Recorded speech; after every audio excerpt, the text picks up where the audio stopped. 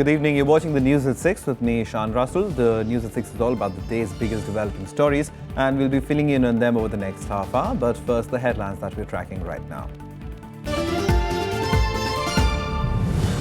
Thrissur Court asks police to file case against Kerala Chief Minister and Power Minister in the solar scam. CPM holds protest, demands Oomen Chandy's resignation.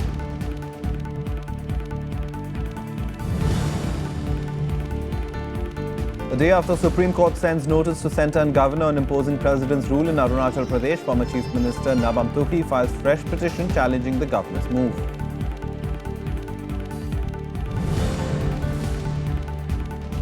Europe in turmoil on the issue of migrants. Sweden on the verge of sending back 80,000 refugees after calling their applications illegal.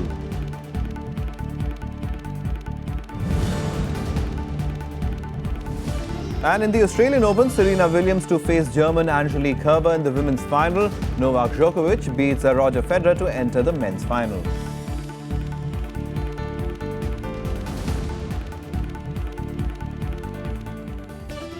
Our top story this evening, amid unconfirmed reports of an imminent change of guard in Kerala, a court today ordered the filing of a case against Chief Minister Oomen Chandy in the solar scam case.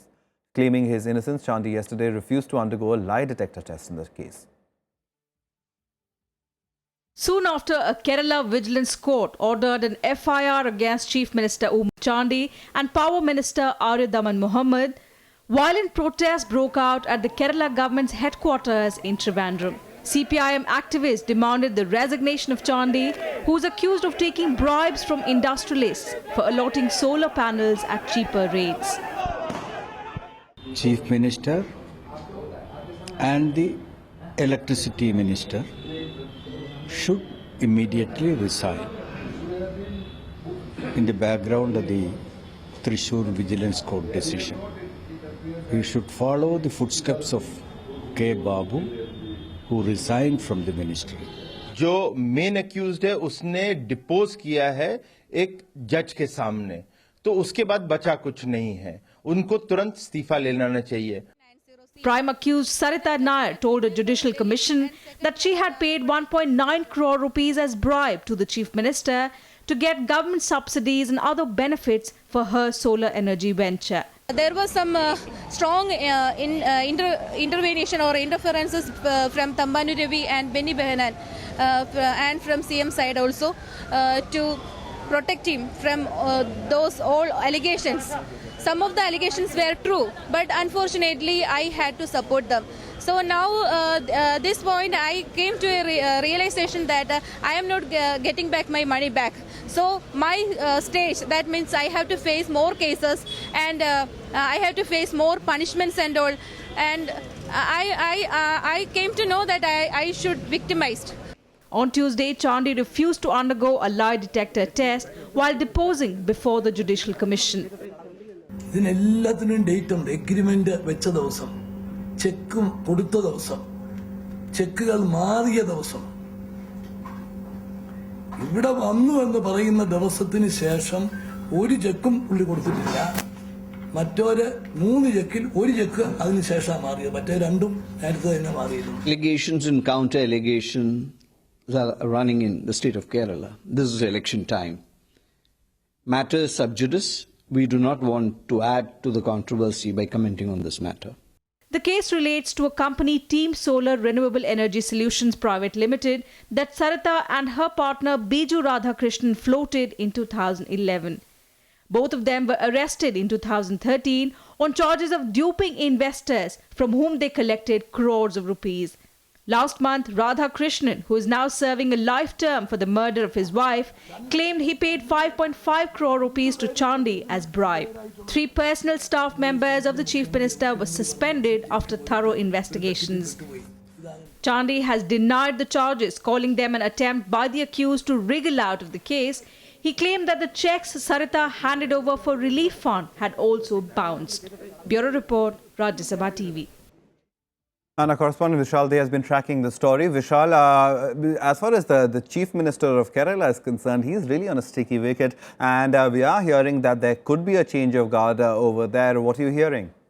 Well, yes, he is indeed in a difficult position as of now, given the fact that there is an FIR which has been filed against him. And if you look at just go back a little in time, if you look at the recent history of the Congress-led coalition government in Kerala, we would find that there were two ministers who had put in their papers. In fact, one of them was rather forced to put in his papers after an adverse comment by the High Court, and both the allegations were related to the corruption issue only, and one of them was finance minister, the other one was excise minister. So obviously, the opposition is now trying to take those cases as well as this one, try and combine them and put pressure on the chief minister and the lead party of the coalition Congress as well, that the chief minister should take the moral high ground, should put in his papers.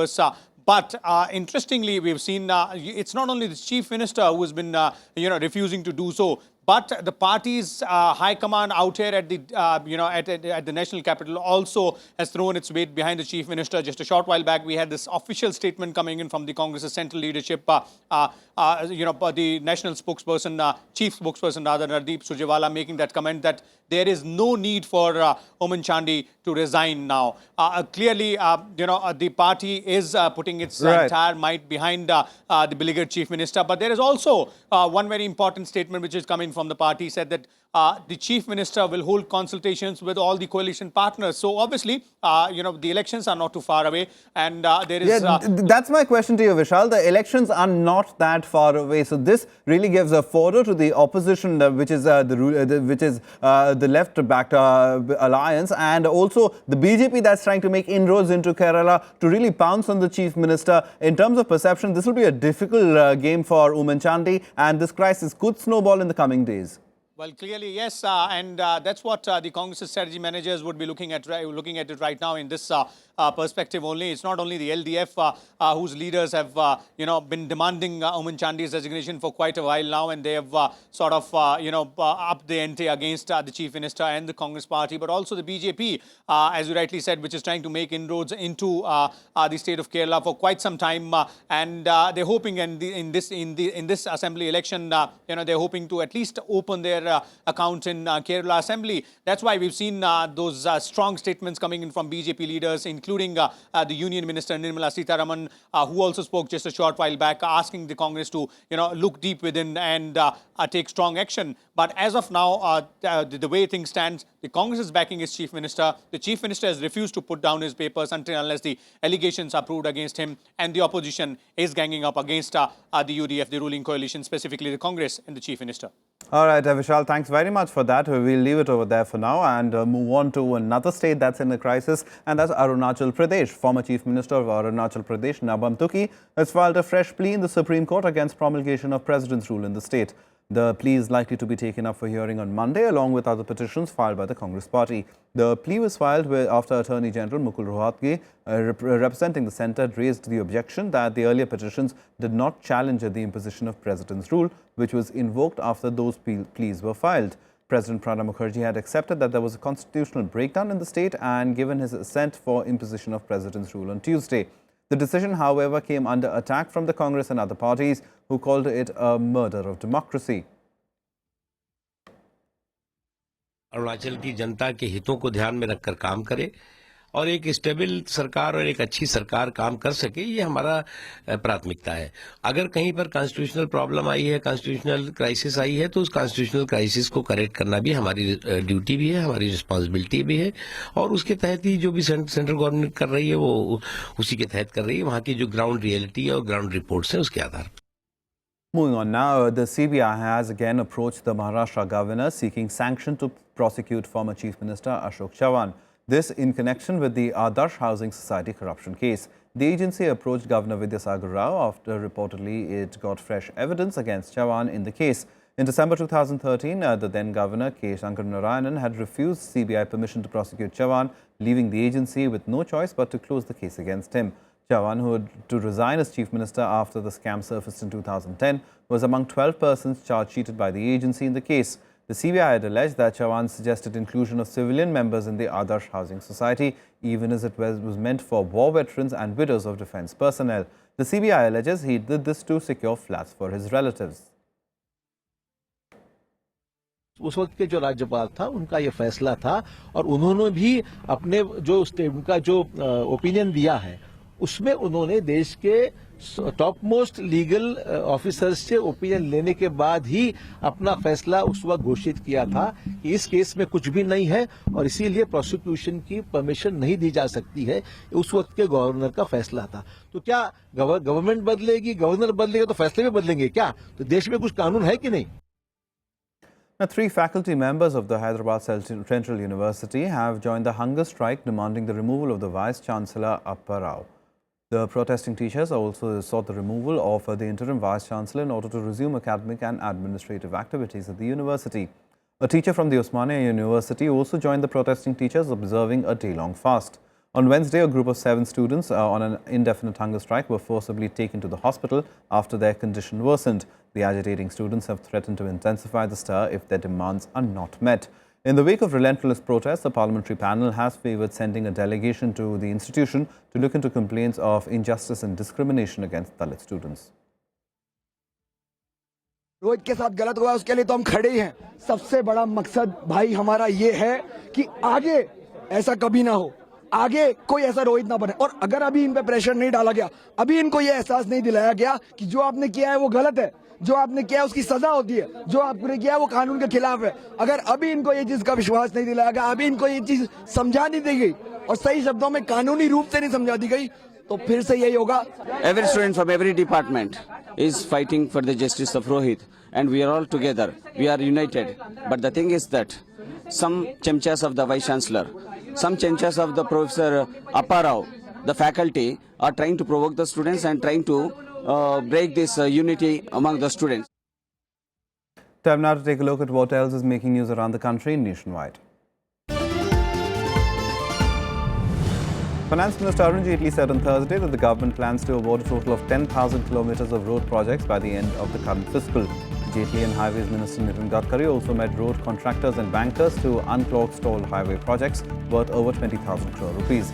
Gadkari sought a record of 70,000 crores in government spending to boost road construction and spur economic growth.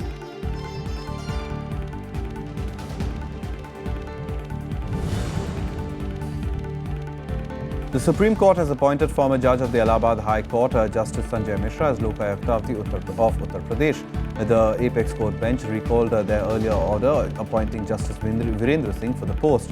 The court had indicated it would pick a new Lokayukta after strong objections were raised to the earlier candidate.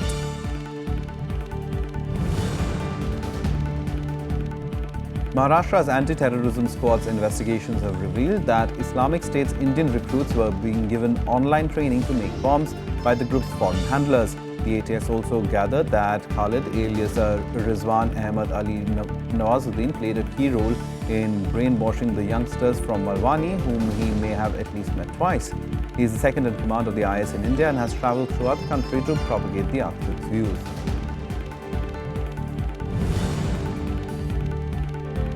BJP leader Subramaniam Swamy has written to Lieutenant Governor of Delhi, Najib Jung, seeking sanction to prosecute Chief Minister Arvind Kejriwal and Deputy Chief Minister Manish Sisodia. Swamy has alleged that during the Aam Aadmi Party's previous 49-day government in Delhi, Kejriwal and Sisodia had illegally favoured a company named SK & Associates. Time for us to take a short break. Lots more on the other side. Do stay tuned.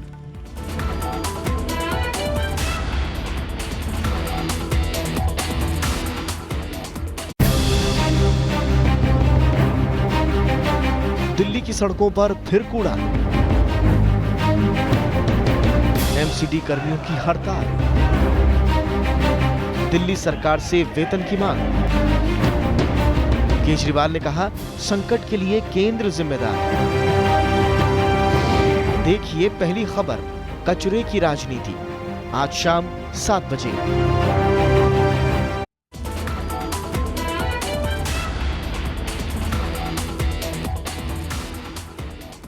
Welcome back. You're watching the news at 6. Some international news now, and Europe is in turmoil over the issue of migrants landing on its shores. A day after Denmark passed tougher laws to stop the migrant influx, Sweden is rejecting asylum applications of nearly 80,000 migrants. Meanwhile, groups of refugees who left their homes in Iraq have expressed frustration with their treatment in Europe. European nations are tightening migrant laws. Following the footsteps of Denmark, Sweden has now decided to expel 80,000 refugees who arrived in 2015. Sweden is calling their applications illegal. Over 1 lakh migrants applied for asylum in Sweden in 2015. The migrants also seem to be fed up. The long asylum application process is making many give up dreams of a better life and leave the shores of Europe. Far-right violence and poor living conditions in temporary shelters have only made the matters worse.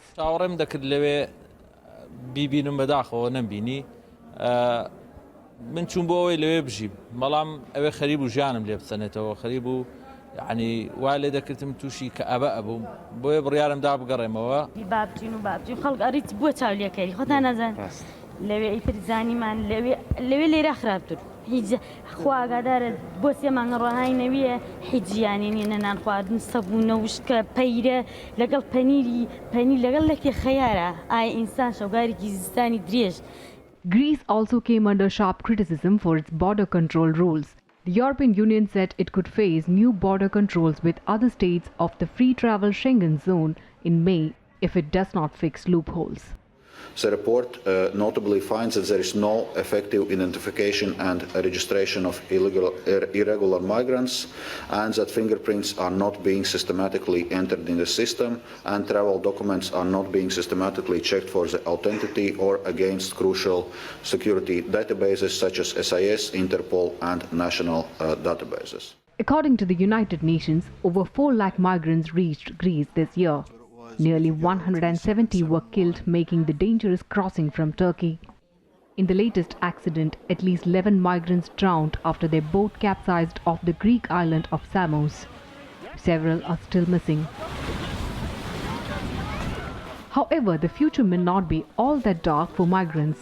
UK said it will accept more unaccompanied child refugees from Syria and other conflict zones. It is taking 20,000 refugees from Syria by 2020. Meanwhile, in Norway, hundreds took to the streets in pro-refugee rally calling for the preservation of the right to seek asylum. Bureau Report, Rajya Sabha TV. Now, President Thein Sein bid farewell and hailed Myanmar's democratic transition as a triumph in his address to the last parliament session. The army-dominated parliament will hand over power to a legislature led by Aung San Suu Kyi's pro-democracy party. Myanmar is rapidly moving towards a largely uncharted political terrain. By March 2016, the National League for Democracy will take power for the first time, bringing to an end a 5-decade military rule. Outgoing President Thein Sein addressed the last parliament session before leaving the chair. In his farewell speech, he wished that the new government would bring peace and development to the country. He also promised to help in the transition of governance.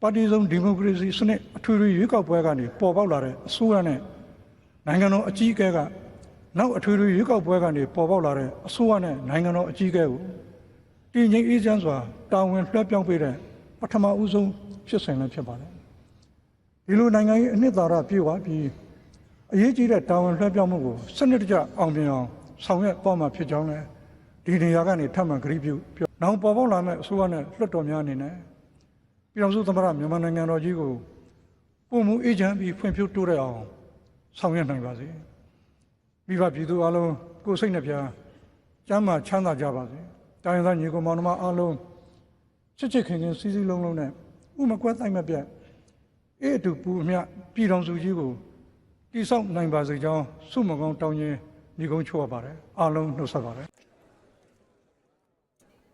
Once suppressed by the military junta, the NLD, that is led by pro-democracy leader and Nobel laureate Aung San Suu Kyi, secured an indisputable victory in the November 2015 elections, winning majority in both houses of parliament. The party will take over in March this year. But Aung San Suu Kyi is barred from the presidency by the junta-era constitution. She, however, has vowed to rule through a proxy who is yet to be named. The new NLD MPs, many of whom are political novices from a diverse range of professions, will take their seats on the 1st of February. Bureau Report, Rajya Sabha TV. Some more international news now on Global Buzz. Inderjeet Singh Rayad, the lone person convicted for the 1985 Air India Kanishka bombing, was released from prison in Canada. Convicted of perjury, Rayad served 2 decades behind bars. A spokesperson for the parole board confirmed Rayad's release after his involvement in one of the deadliest airline attacks in history.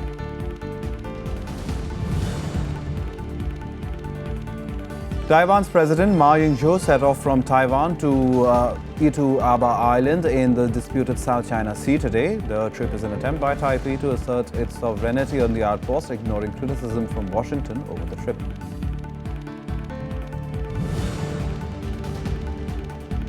President Obama marked the International Holocaust Remembrance Day yesterday by repeating words of a US soldier, "We are all Jews." He also exhorted his audience to fight the rising tide of anti-Semitism around the world.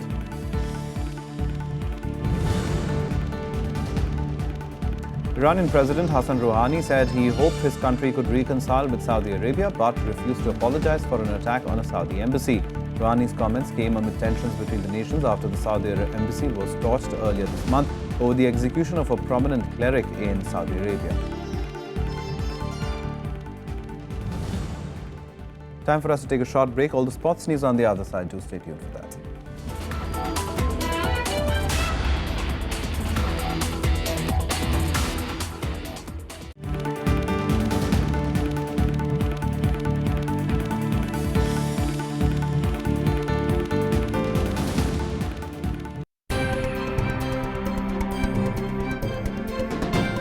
JNU has a political different kind of people have different opinions. But I think media is not looking at the academic activism which I called in JNU.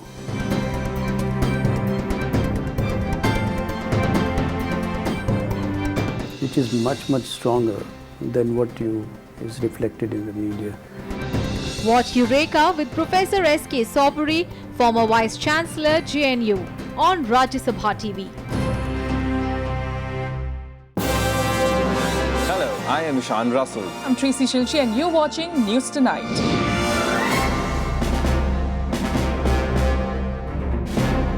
Together with the team of our dedicated professionals from across various fields. This is Shyam Sundar, Vishal Dahiya, Akhilesh Suman, Frank Pereira from Beijing, China. Kriti Mishra for Rajya Sabha Television. We bring to you the news that matters here on Rajya Sabha TV.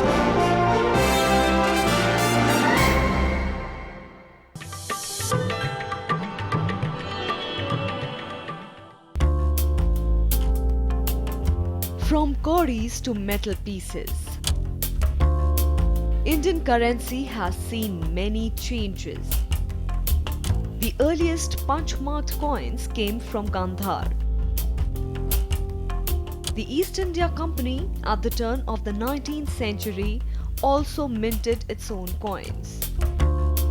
The Indo-Greek coins come from a colony left behind by Alexander. They depict the golden rule of the Guptas, with embossed human portraits and matrimonial alliances like Chandragupta Maurya's wedding with Seleucus I Nicetas' daughter.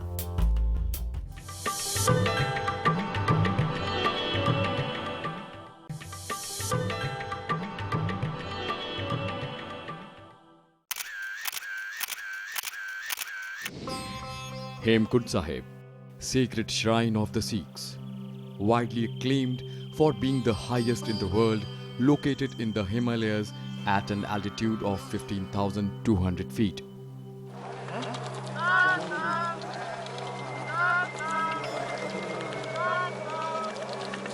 The Gurudwara is designed with an image of an upside-down lotus flower.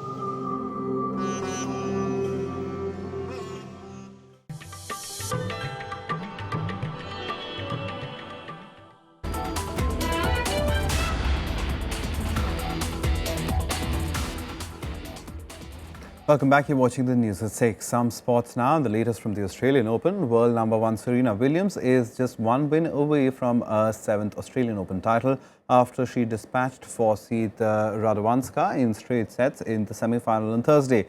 She'll now meet the first-time finalist Angelique Kerber of Germany, who ended the strong run of British Johanna Konta. And in the men's section, meanwhile, Novak Djokovic was in awesome form as he reached another final with a crushing win over Rajya Federer. Novak Djokovic fought off a furious fight back from Roger Federer to put himself in prime position to win a 6th Australian Open title. The world number 1 will meet either Andy Murray or Milos Raonic after beating the Swiss legend 6-1, 6-2, 3-6, 6-3 in 2 hours and 19 minutes. It will be his 5th consecutive Grand Slam final.